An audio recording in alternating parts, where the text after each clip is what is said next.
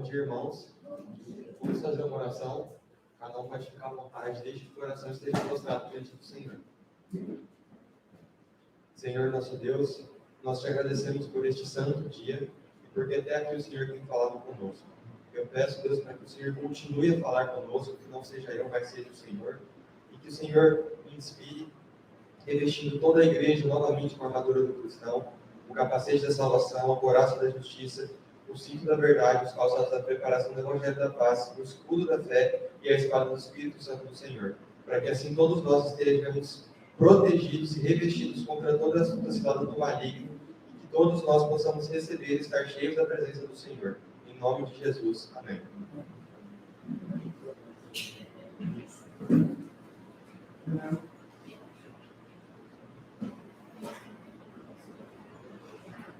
O título da ministração de hoje é A Dura Cerviz de Israel. E sempre quando o pregador vai trazer a palavra, ela chega primeiro das nossas vidas. Deus precisou tratar isso na minha vida. E eu acho que é um significado, todo mundo sabe o que significa dura cerviz, porque é uma coisa que é muito repetida dentro da igreja, né? A dura cerviz. São pessoas obstinadas que quando Deus exorta elas, elas não se arrependem. Elas demoram muito ou muitas vezes nem se arrependem. Pessoas que têm o pescoço como ferro, a gente vai ler na Bíblia, que não se encurvam a cabeça diante de Deus. E desse mesmo modo, eu estava sendo na minha vida por muito tempo. E minha mãe falava comigo, eu tentava reagir, mas eu não conseguia, porque aquilo que Deus tinha me pedido eu não queria fazer. E eu não sabia o que Deus estava me pedindo, porque eu não buscava Ele. Só que há umas 3 semanas ou um mês atrás, Deus colocou para a igreja o que Ele esperava de cada um para que a gente pudesse chegar aonde Ele queria, que era o jejum. Mas claramente, com a mente entorpecida, com a minha fronte de bronze, eu não entendi que aquilo era para mim. Eu falei, não preciso fazer jejum não, estou de boa, me considerava bem espiritualmente. Só que Deus não deixou por isso. A minha mãe continua insistindo a cada dia, ela vinha e falava para mim, João, você precisa fazer um jejum, João, você precisa fazer um jejum. Inclusive, quando a minha mãe veio falar sobre o jejum, aquela pessoa que ela disse que ela ficava insistindo muito, e essa pessoa decidiu fazer o jejum, porque ela ficava insistindo, era a minha pessoa. Eu não fiz o jejum para agradar a Deus, eu fiz um jejum porque eu não queria minha mãe mais falando na minha cabeça. Só que mesmo assim eu comecei o jejum, e eu comecei esse jejum com a expectativa de que seria igual a todos os outros da minha vida. Ou seja, eu nunca fiz um jejum sério. Nunca fiz um jejum sério na minha vida. Um jejum que tivesse algum resultado, alguma transformação. Eu sempre parava no meio, aí eu falava assim, Deus, eu vou dar uma pausa aqui, vou voltar a fazer o que eu preciso fazer, e depois eu volto. Eu nunca consegui. Só que dessa vez foi diferente esse jejum na minha vida. Quando eu fui colocar esse jejum diante de Deus, não fui eu que estava colocando, foi Deus que falou através da minha vida para mim mesmo o que eu deveria fazer, sobre as coisas que estavam me escravizando. E desse modo, eu coloquei as coisas diante de Deus. E a minha vida foi caminhando para outro rumo, para outro sentido. As coisas que antes não eram claras para mim, espiritualmente, de um dia para o outro começaram a se tornar claras, como se eu simplesmente ativasse um botão para o meu entendimento voltar a funcionar. E as coisas que eu estava fazendo de errado, as coisas que eu precisava arrumar, se tornaram muito claras na minha vida. E Deus pôde esclarecer muitas coisas que me faziam questionar Ele. E esse jejum tem me feito muito bem, ao ponto de que eu sempre tive muito problema na minha alimentação. Até quando Deus me reformou da alimentação, eu tive muito problema porque eu comia muita pizza. Eu achei que eu nunca ia conseguir parar de comer isso. Mas, conforme eu fui caminhando no meu jejum e desenvolvendo a minha comunhão com Deus, eu tenho a plena certeza de que esse jejum não vai durar apenas 30, 40 dias, mas esse jejum vai ser uma coisa que Deus vai colocar para a minha vida inteira. Porque o jejum é uma coisa que você deve ser feita para que quando você terminar ele, você nunca volte como era antes. E é isso que muitas vezes acontece com a gente. Mas você pode dizer que o seu jejum não é apenas comida, né? Você fala, meu problema não é com comida, porque a minha alimentação é boa, tudo que Deus falou, eu tirei. Mas o seu jejum, então, pode ser que você está longe da presença de Deus e Ele te chama, deixando coisas, como por exemplo a Simone colocou, o problema dos ciúmes dela, ou como muitas outras pessoas, cada um vai ter o seu problema específico, a deixar isso para estar próximo de Deus. O jejum é uma forma de dizer, o céu a qualquer preço. E o que Deus disse para mim é, até quando você vai continuar com essa dura cerviz? Eu pude entender, pela misericórdia de Deus, e me posicionar e ter tido muitas vitórias na minha vida. E o título da ministração, o título principal é então, a dura cerviz de Israel. Mas ele continua dizendo assim, é um convite de Deus, ele fala da sua condição. ele te diz a tua dura serviço. Porque Deus tem, não só repetido através daquela ministração, mas a Simone falou sobre o jejum, e muito hoje na ministração foi repetido novamente sobre o jejum. Deus repete as coisas quando as pessoas estão ignorando o que Ele está dizendo. E Ele diz, arrepende-te, lembra-te de onde caíste, porque em algum momento da sua vida você estava próximo a Deus. Você estava caminhando, você aceitou e você prosperava espiritualmente. E Deus fala, lembra daquele tempo de onde você caiu, de onde você estava caminhando e o diabo te aprisionou. Lembra-te desse tempo e retorna ao Senhor teu Deus. Foi desse jeito que Deus falou para mim. Lembra daquele tempo que você começou a reforma verdadeira de saúde na tua vida, daquele momento em que você desenvolveu, daquele momento em que eu te tornei o que você está se tornando hoje, daquilo que você está se desenvolvendo. Lembra-te daquele lugar, de onde você caiu, e retorne para ele, para você avançar. Não fique parado, escravizado no que o diabo coloca para você. Levanta e caminha. E o texto base de hoje vai ser Isaías 48. Eu coloquei a página aqui embaixo para as pessoas que tiverem dificuldade. Está na página 789.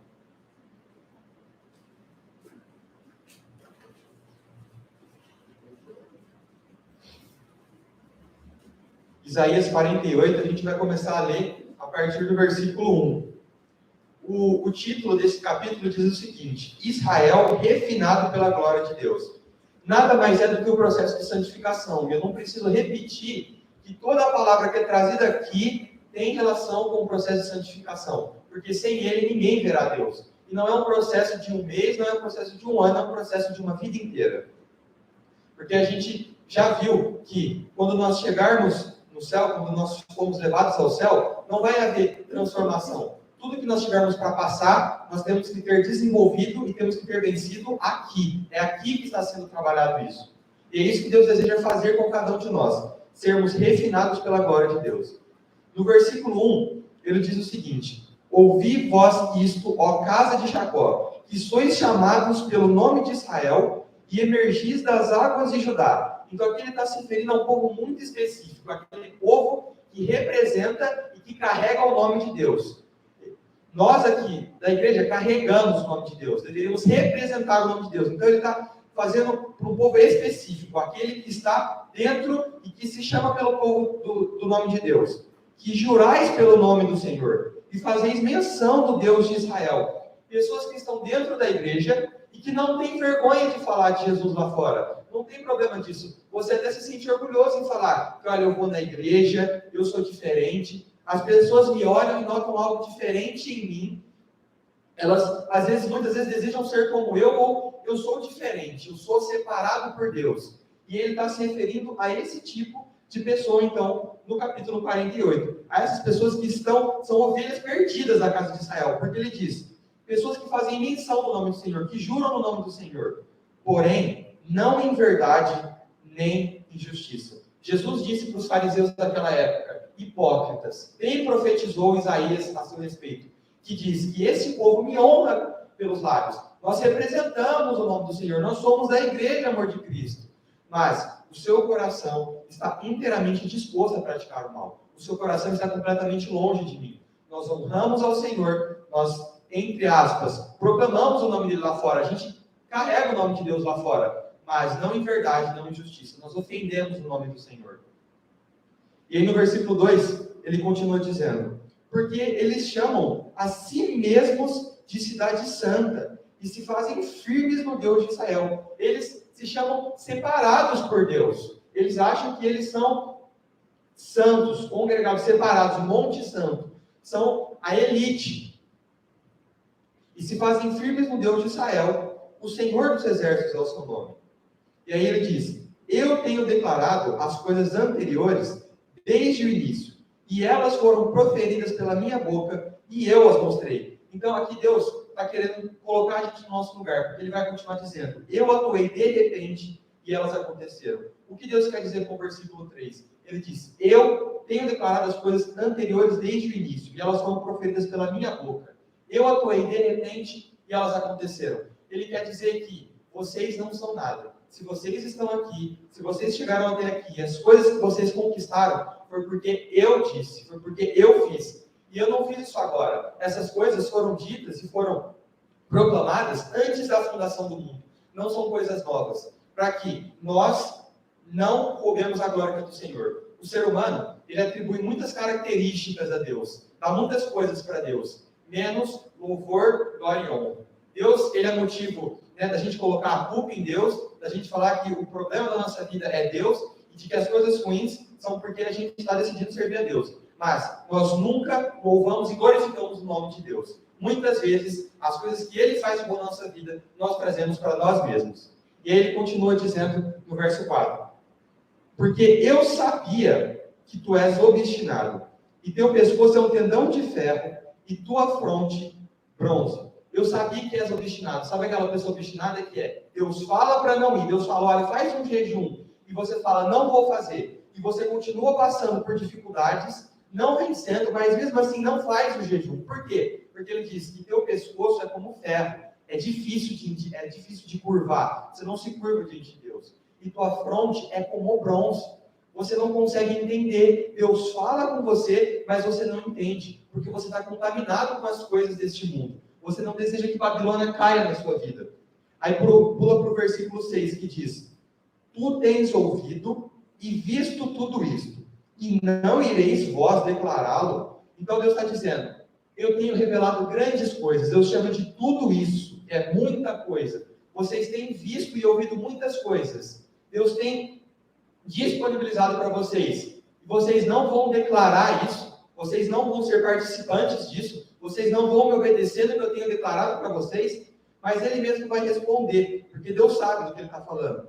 Eu tenho te mostrado novas coisas deste tempo e de tempos passados. Deus não tem nos cientizado de cada coisa que acontece, Ele tem mostrado, tem deixado o material disponível. Só que Ele diz, coisas ocultas, ou seja, isso está entenebrecido para as outras pessoas, e tu não as conheceste. Ele nos mostrou, nos disponibilizou, nos chamou ao jejum, nos chamou a estarmos próximos a Ele, e tu não as conheceste. Nós não queremos conhecer, nós não queremos andar diante da face do Senhor. Você pode dizer, mas como estão suas atitudes? Será que você tem feito o jejum? O jejum é um modo como Deus tem determinado para a igreja hoje, através do jejum e da oração, que é um modo que Ele quer que a igreja se aproxime dEle. Pague o céu a qualquer preço. Deixe os seus fardos e se aproxime de Cristo. Aquilo que pode parecer difícil para você, eduque sua mente, eduque seus pensamentos. Deus tem disponibilizado muita coisa, mas Ele fala, eu disponibilizei coisas novas deste tempo, coisas ocultas, e tu não as conheceste. Nós desprezamos aquilo que Deus coloca para a gente. Versículo 8, agora do 6, vai para o 8 que diz, sim, tu não ouviste, sim, tu não conheceste. Pode até estar sentado aqui, mas a tua mente está em outro lugar. Sim, desde aquele tempo em que teu ouvido não estava aberto, porquanto eu sabia que tu te comportarias muito traiçoeiramente, e foste chamado um transgressor desde o útero.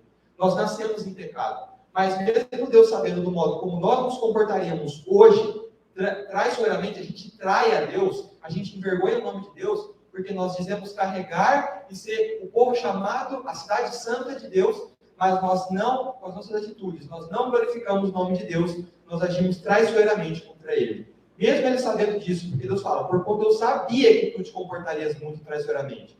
Mesmo assim, Ele insiste com a gente. E aí no versículo 9 Ele diz, por amor do meu nome, eu adiarei a minha ira. E Ele tem adiado a ira dele.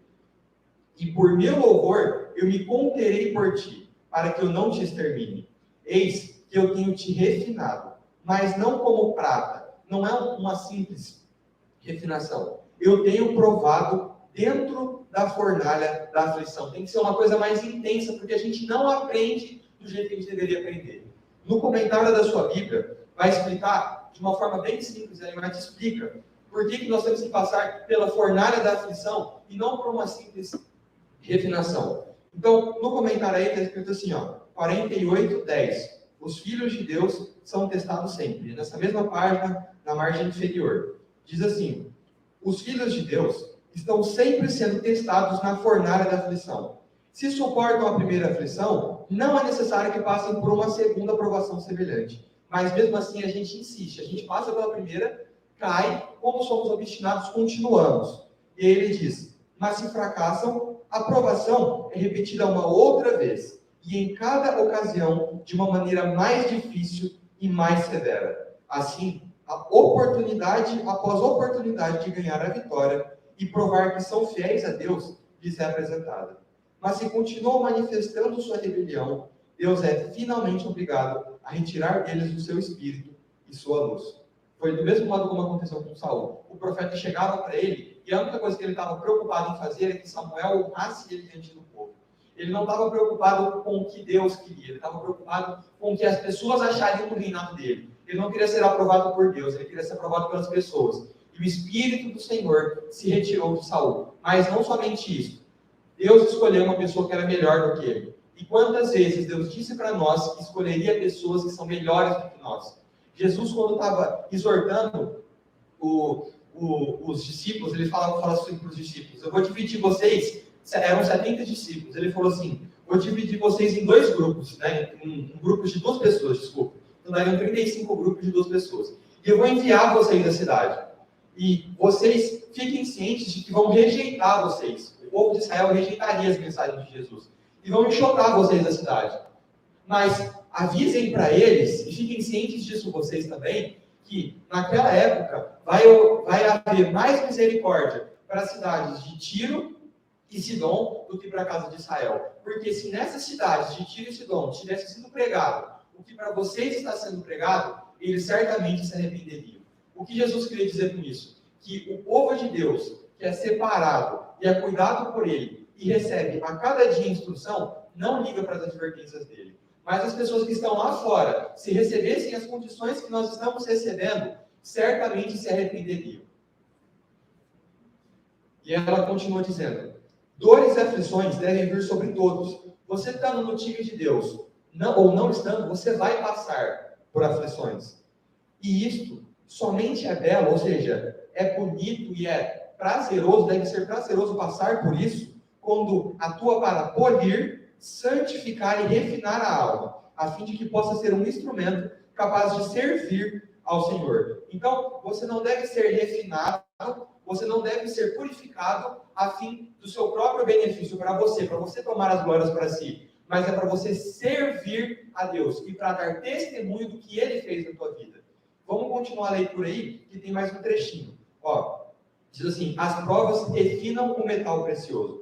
Mediante provas e perseguições, a glória, o caráter de Deus. Então é somente mediante a fornalha da aflição, porque é um povo de dura serviço, que o caráter de Deus se revela em seus escolhidos.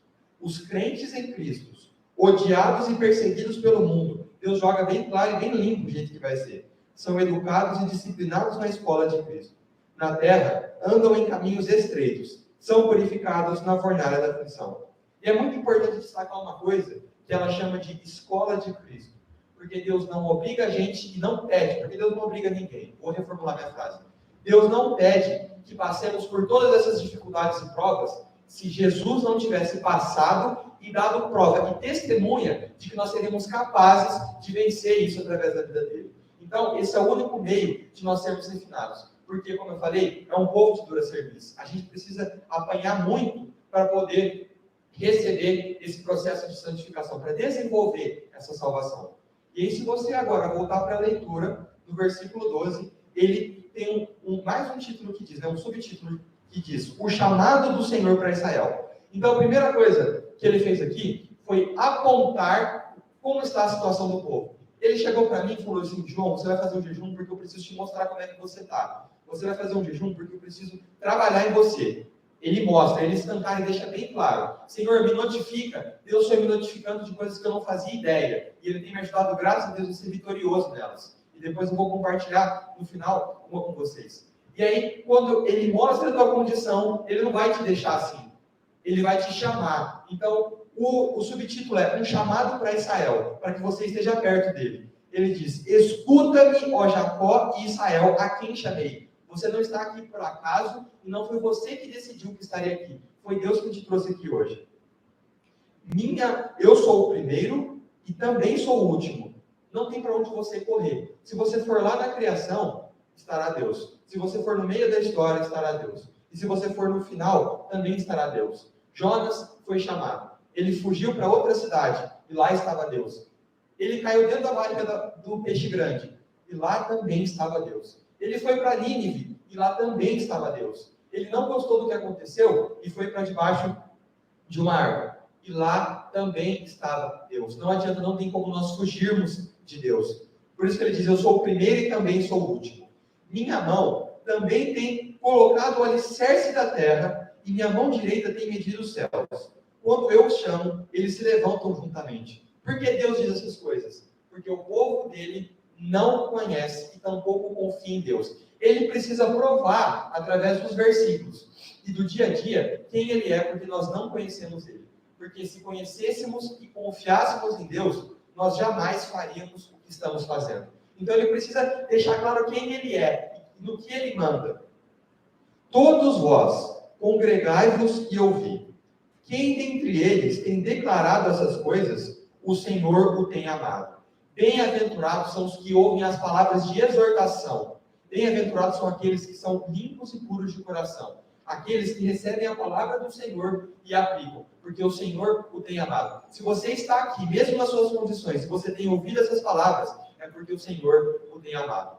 Uma das coisas que Deus mais tem chamado a atenção, e não vale a pena repetir, não vale a pena se destrinchar muito sobre isso, mas vale a pena citar, é que faltam navios dentro da igreja. Deus não deseja pessoas que, ao serem chamadas, reclamem e depois elas vão. Tanto que este filho, que disse que não ia e depois foi, ele não foi elogiado. Deus está precisando de pessoas que, como Davi, quando são chamadas, não questionam, não reclamam. Elas simplesmente se ajoelham, se prostram e vão diante do Senhor e realizam a obra. Deus está dizendo para a igreja que não está mais no tempo de ser aquele filho que fala que não vai e vai. E muito menos ainda do filho que fala que vai e não vai. Ele quer o filho que recebe o chamado, não discute com Deus e não briga com Deus. Ele aceita em submissão o chamado de Deus e vai para fazer a vontade dele. E aí continua dizendo assim, o Senhor o tem amado. Ele executará seu desejo sobre Babilônia e seu braço será sobre os caldeus.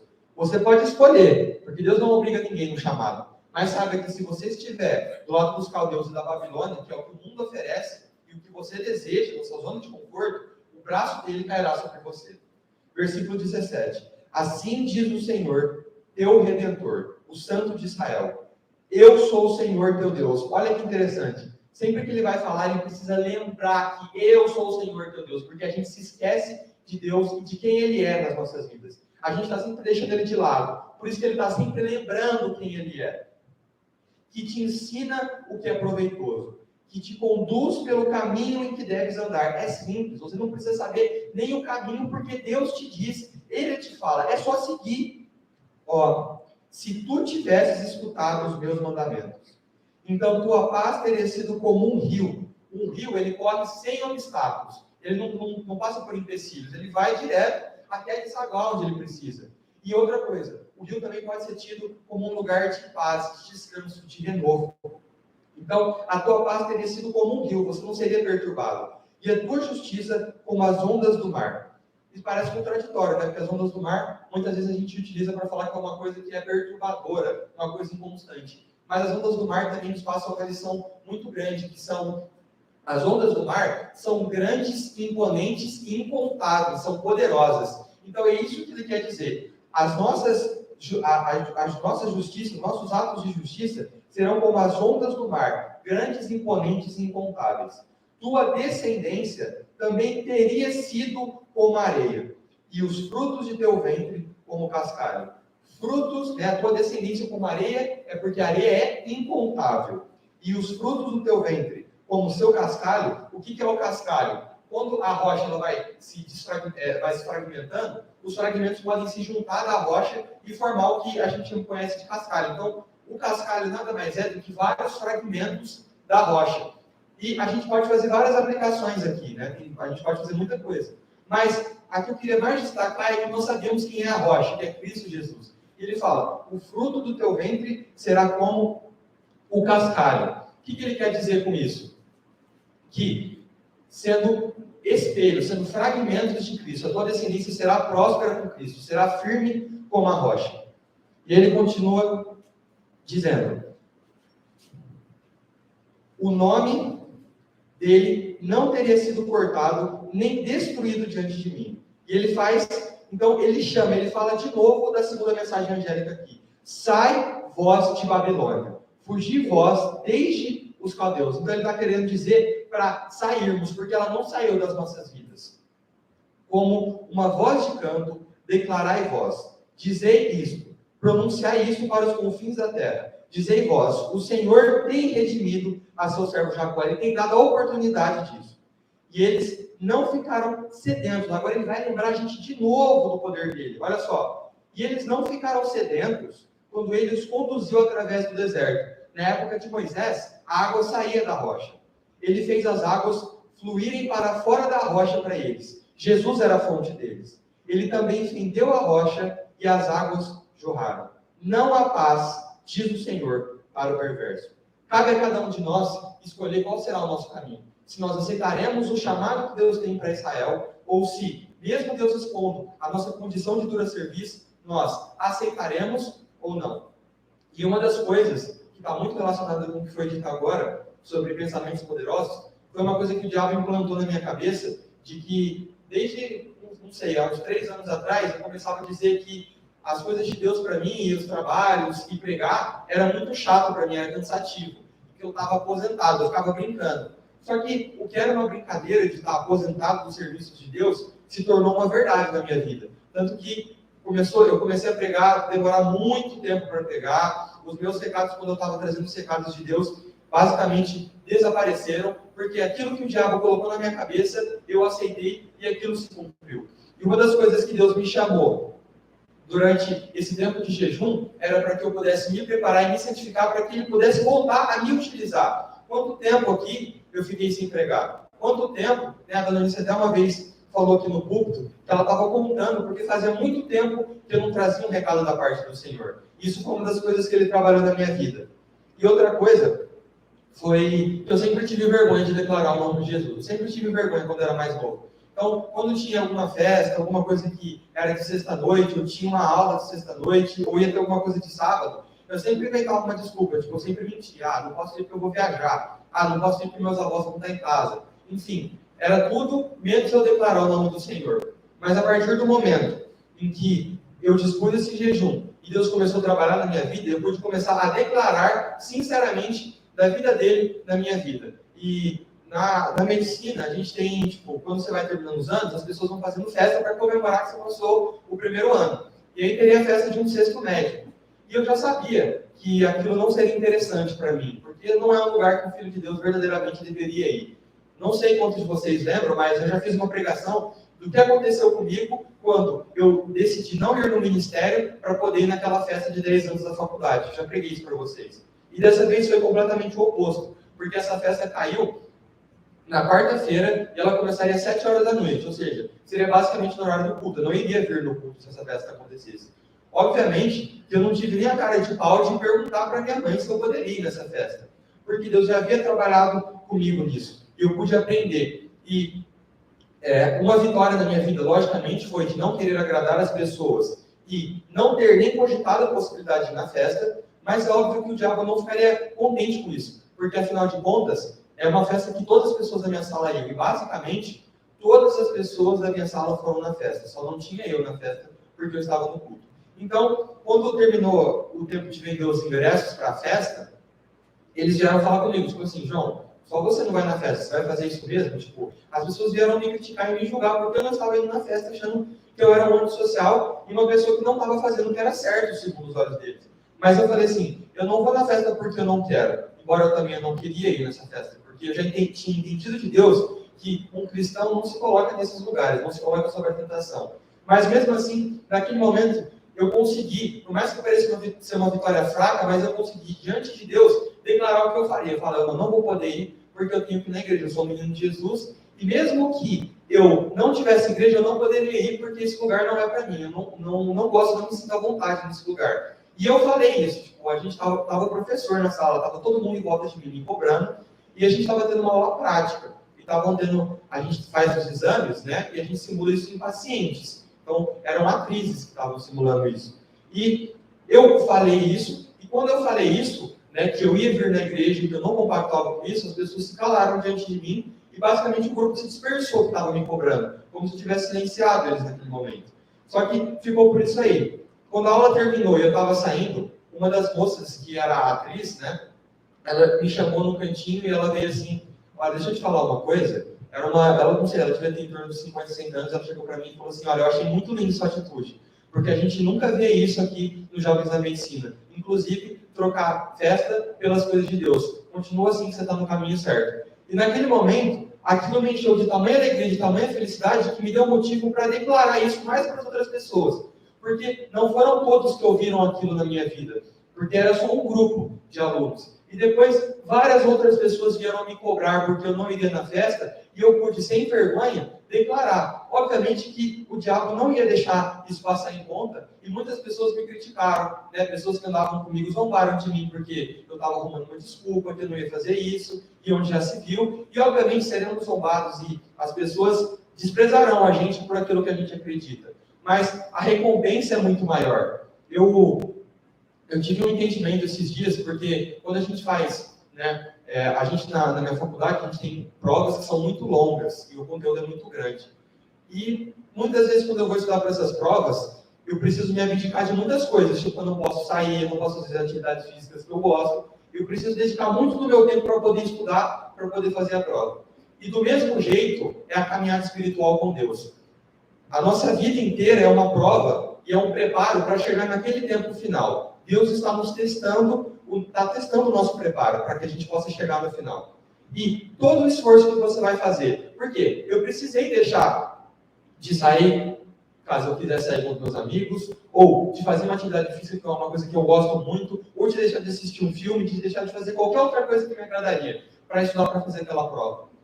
E do mesmo modo, é no caminho celestial. Você tem que deixar seus amigos, você tem que deixar seus familiares, coisas que são importantes para você. Muitas pessoas têm que deixar empregos, muitas pessoas têm que deixar a própria vida, muitas pessoas têm que basicamente deixar de viver para si, que é o que Deus chama para a gente, para todas as pessoas, deixar de viver para si. É desprezar tudo que é você e colocar Jesus dentro de si. E esse é o sacrifício que você tem que fazer para chegar lá no final. Mas quando você realiza a prova, e você tira uma nota boa, e você vai bem, aquilo te transborda de tamanha felicidade, e você diz, valeu a pena. Eu faria tudo de novo e um pouco mais, até para poder tirar uma nota mais alta dessa prova. Quem aí já fez vestibular sabe, né? Você tem que se abdicar de um ano inteiro de coisas para conseguir chegar no final do ano e ser aprovado. E quando você é aprovado, você fala, eu deixaria tudo de novo para poder ter essa vitória. E do mesmo modo quando Jesus vier e quando você for redimido, porque você deixou tudo de lado e você aceitou a salvação, você aceitou o chamado, você vai dizer que foi pouco. Você vai dizer que faria tudo de novo. Você vai dizer que o processo de santificação, que as coisas que você tem que deixar, foi muito pouco, perto do que o reino de Deus te oferece. E, como eu comentei com vocês, Deus estava tratando desse meu jejum para que eu pudesse sair da minha apatia e da minha mornidão espiritual. Lembra que ele falou aqui, no título? Lembra de onde caíste. E eu caí há muito tempo no meu chamado que Deus tinha separado para mim.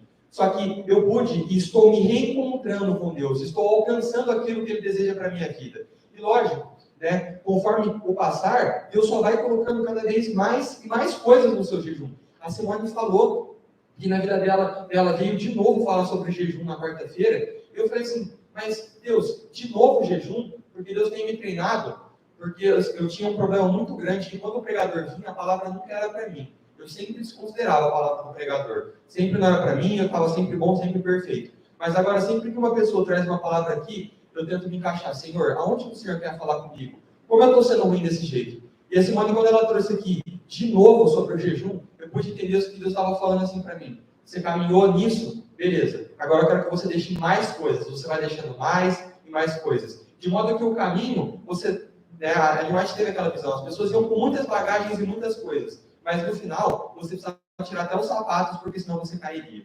E do mesmo modo, é a nossa caminhada com Deus. E eu entendi que Deus estava me chamando a cada vez mais e mais fundo. Que preço você quer pagar para chegar próximo de Deus? Até onde você quer ir com Deus? Será que você quer estar próximo de Deus? E eu decidi aceitar isso na minha vida. Isso tem me feito muito bem. Não me alimentar de forma errada, deixar os doces, deixar a pizza, que foi as primeiras coisas que eu coloquei no meu jejum, tem destravado a minha mente e tem mentido de felicidade para cada vez ter mais disposição para deixar de comer de uma vez por todas essas coisas, para não retornar ao vômito. E o Senhor pôde falar comigo. E essa palavra de Isaías 48, ela se encaixa exatamente no que Deus disse para mim. Que ele disse o seguinte para mim: assim diz o Senhor, e assim como ele me disse isso no ano passado, ele pediu que eu trouxesse esse recado à igreja. Então, assim diz o Senhor: eis que algo terrível farei. Ele falou, em Isaías 48, que faria algo terrível. Mas no versículo 9 ele disse que, por amor ao nome dele, e pelo louvor ao nome dele, a ira dele seria adiada. Por isso que ele coloca no futuro: algo terrível farei. Se você não se posicionar, você vai sofrer. Ele disse que o braço dele cairia sobre a Babilônia e sobre os caldeus. Então ele fará algo terrível.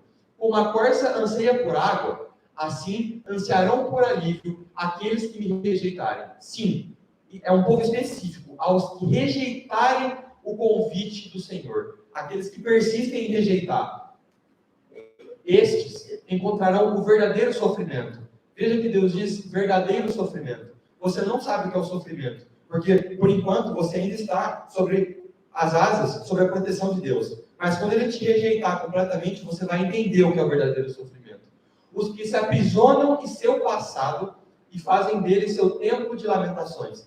Sabe o que é olhar para o passado e fazer dele um tempo de lamentações? O que é o tempo das lamentações hoje em dia? É um muro do tempo antigo, onde os judeus ficam jogados lá, orando e relembrando dos tempos em que Deus era com aquela nação. Desse mesmo modo, você olha para o seu passado e reclama das coisas que aconteceu, dos abusos que sofreu, das dificuldades que você passou, e você levanta um muro que separa você de Deus. Teu tempo de lamentações te separa de Deus, não deixa chegar a Deus. Os que me chamam de mentiroso e insuficiente. Por que você chama Deus de mentiroso e insuficiente? Quando você olha para o seu passado, se aprisiona no seu passado e levanta um templo, um muro de lamentação contra Deus, você cria essa barreira contra Deus, você chama ele de mentiroso, porque você diz: Deus não é capaz de transformar minha vida. Deus não é capaz de me tirar deste lugar e me colocar aonde Ele quer que eu esteja. E de insuficiente. Deus não tem poder para transformar minha vida. Deus não é capaz. Sabe os pensamentos onde somente precisa ser treinado? Nós temos chamado Deus de mentiroso e insuficiente. E na palavra Deus diz que Ele não é homem para que minta, nem filho do homem para que se arrependa.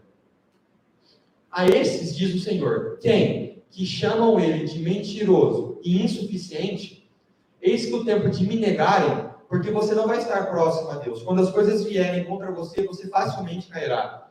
E se juntarem aos lobos, está próximo.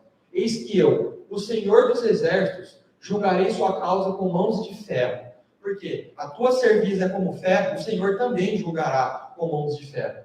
Porquanto muito poder receberam, e por meio deste poder, deste conhecimento que está sendo liberado, serão julgados.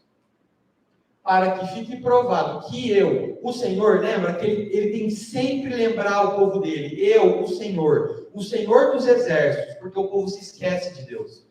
Não minto, não é mentiroso o suficiente, e executo minha sentença.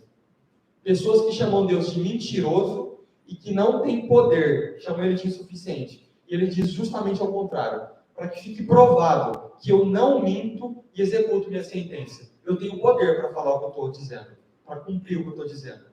Porém, existe um porém, existe uma saída. Aos que se refugiarem em minha salvação, diz o Senhor, estes serão bem-aventurados, serão muito felizes. Ainda que o mundo despreze vocês, vocês estarão comigo, vocês serão bem-aventurados. Vocês passarão pela escola de Cristo, que é privilégio maior do que esse. Não se cansarão, nem se desanimarão, pois eu sou quem te protege e te guia por onde quer que fores. É Ele que vai estar com você. É Ele que vai te dizer o que fazer. Certamente que a bondade e misericórdia o seguirão até que eu, o Senhor, venha ao seu encontro e os coroe, para que sejam participantes da glória de meu Pai.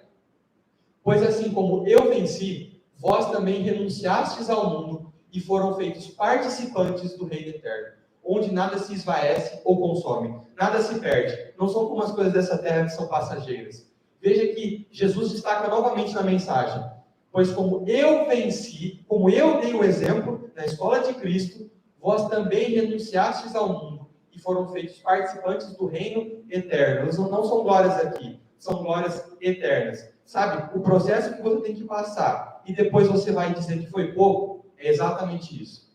Não se deixem enganar pelas falsas sensações, pois elas os desviarão. Sabe aquela falsa sensação de que você está no caminho certo, de que você está fazendo certo, aonde você chegou está bom, nossa, está ótimo, nossa, olha o tanto que Deus está te pedindo. Será que é mesmo que Deus está te pedindo? Deus é muito cruel. Será mesmo que Ele tem que fazer isso? Será mesmo que eu tenho que deixar isso? Será mesmo que Ele está me pedindo isso? Não se deixem enganar pelas falsas sensações, pois elas os desviarão. Escolham, pois. Ele deixa aberto o caminho. Escolham. E aí agora ele vai dar o conselho dele. Qual que é o conselho de Jesus para cada um de nós, para mim e para você? Amem seu Deus. Sigam suas instruções. Deixem as falsas sensações. E aproveitem as chances dadas por Deus. Suas chances. Apeguem-se a Ele. Pois aquele que seguir a minha palavra, a palavra de Cristo, permanecerá para sempre. Porque você conquistou um reino eterno, onde nada se consome, nada se vai. E para nós encerrarmos, eu gostaria que vocês abrissem em João 6, do 60 ao 69, que foi uma coisa que Deus falou muito forte na minha vida. Eu vou deixar a página aqui embaixo também, tá? Está na página 1202.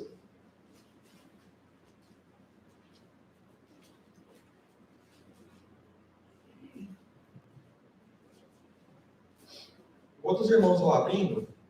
O título o subtítulo, As Palavras da Vida Eterna, que são as palavras de Jesus. Nesse contexto, Jesus estava falando sobre Ele mesmo e que quem não comesse da carne dele e bebesse do sangue dele, jamais poderia herdar no reino dos céus. E do mesmo modo que aquelas pessoas acreditaram que aquele discurso era duro, muitos de nós, quando recebemos a palavra de Deus pela nossa fronte de bronze e pela nossa dura cerviz, nós temos a mesma reação dessas pessoas.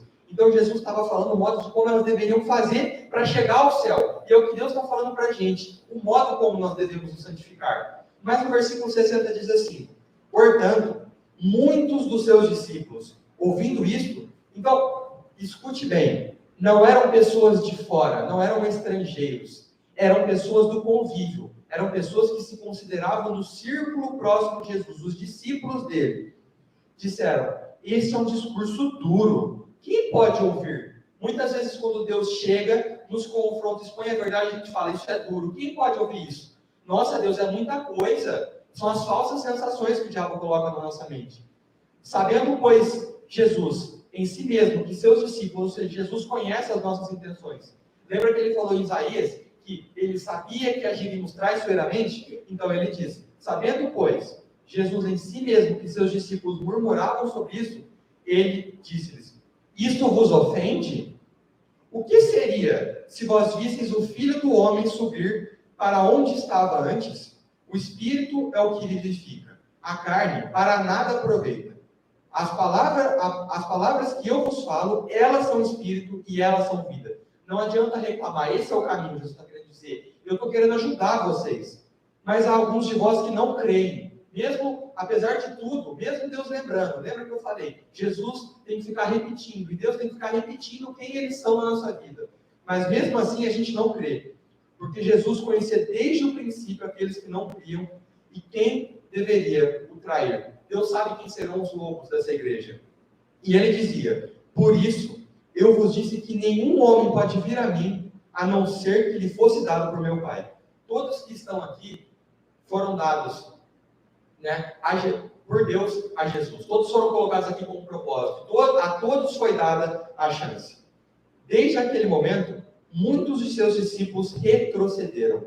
Quantas pessoas não estão mais aqui conosco? E quantas pessoas, muitas vezes, quando Deus nos confronta, a gente fala assim, não, para mim não dá mais, eu vou ter que sair, não estou aguentando mais. É minha vida que eu tenho que reconciliar, é os meus familiares, é o meu trabalho, ainda tem Deus querendo encher o saco? Não, eu vou embora. E não andavam mais com ele.